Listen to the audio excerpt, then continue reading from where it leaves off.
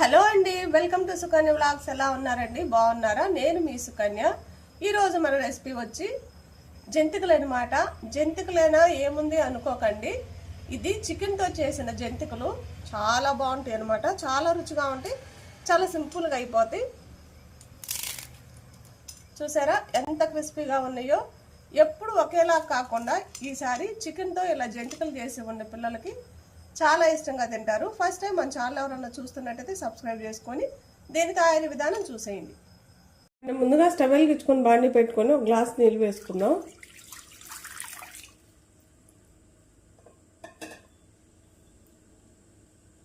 ఇప్పుడు ఈ నీళ్ళలోకి చికెన్ వేసుకుందాం. కండ ఇదంతా ఒక పావు టీ స్పూన్ ఉప్పు వేసుకొని ఈ కండను బాగా ఉడికించుకుందాం. చూసారు కదా, కొంచెం ఉడికిపోయింది ఒక పక్క. ఈ వైపు కూడా మనం మరలా తిప్పుకుందాం.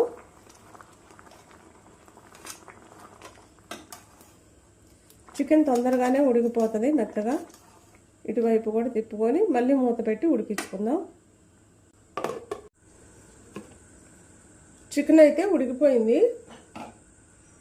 ఇప్పుడు దీన్ని బయటకు తీసుకుందాం.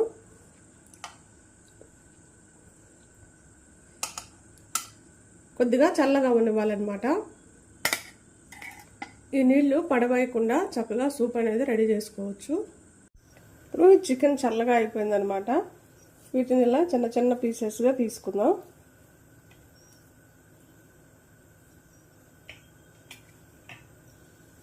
ఇలా మొత్తం కూడా ఇలా తీసుకోవాలన్నమాట.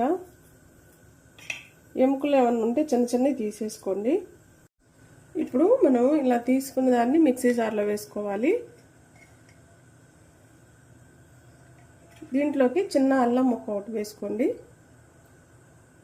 కొంచెం పుదీనా, ఒక పచ్చిమిర్చి,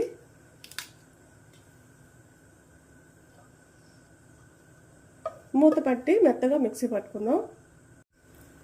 ఇప్పుడు చూసారు కదా, మిక్సీ పట్టుకున్నాం. కొంచెం నీళ్ళు వేసుకొని ఇలా మెత్తగా మిక్సీ పట్టుకోవాలి.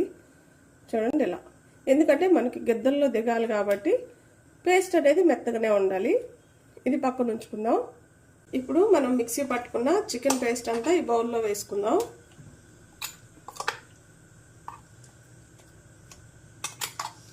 పేస్ట్ మెత్తగా పట్టుకోండి, అప్పుడే బాగుంటుంది.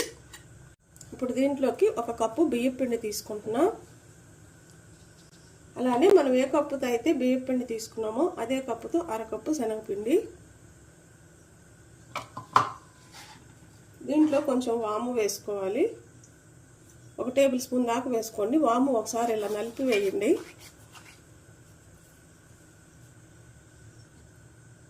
కాచిన నూనె ఒక 2 టేబుల్ స్పూన్ల దాకా వేసుకోండి.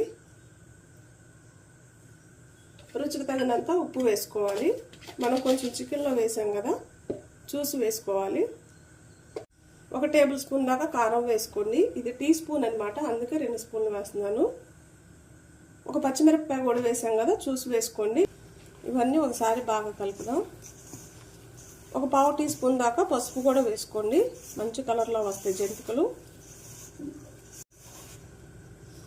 ముందే నీళ్లు వేసుకోకండి, ఎందుకంటే మనం చికెన్ మిక్సీ పట్టాం కదా, దాంట్లో కొంచెం నీళ్లు ఉంటుంది అనమాట పేస్ట్లో. మొత్తం ఇలా కలిపినాక తర్వాత కొంచెం కొంచెం నీళ్ళు వేసుకుంటూ ముద్దలా కలుపుకోవాలి. పిండి ముద్దను ఇలా కలుపుకోవాలి మనం. చూడండి ఎంత మెత్తగా.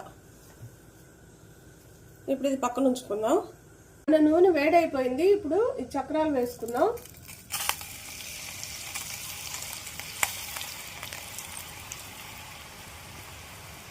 ఇవి బాగా 2 వైపులా తక్కువ మంట మీద క్రిస్పీగా వేగేలాగా వేపుకోవాలన్నమాట. చక్రం అయితే 2 వైపులా వేగిపోయింది. తీసుకుందాం బయటకు వీటిని. ఇప్పుడు ఇంకో చక్రం కూడా వేసుకుందాం. మీరు ఎలా అయినా వేసుకోవచ్చు, లేదంటే చిన్న చిన్న చక్రాలుగా వేసుకోవచ్చు. ఇది కూడా వేగిపోయింది. ప్లేట్లోకి తీసుకుందాం. ఉన్న పిండి అంతా కూడా ఇక ఇలా రెడీ చేసుకుందాం. మన చికెన్ జంతికలు అయితే రెడీ అయిపోయింది. ప్లేట్లో కూడా తీసుకున్నాం. చాలా సింపుల్గా అయిపోతే చాలా రుచిగా ఉంటాయి. చూడండి ఎంత క్రిస్పీగా ఉన్నాయో.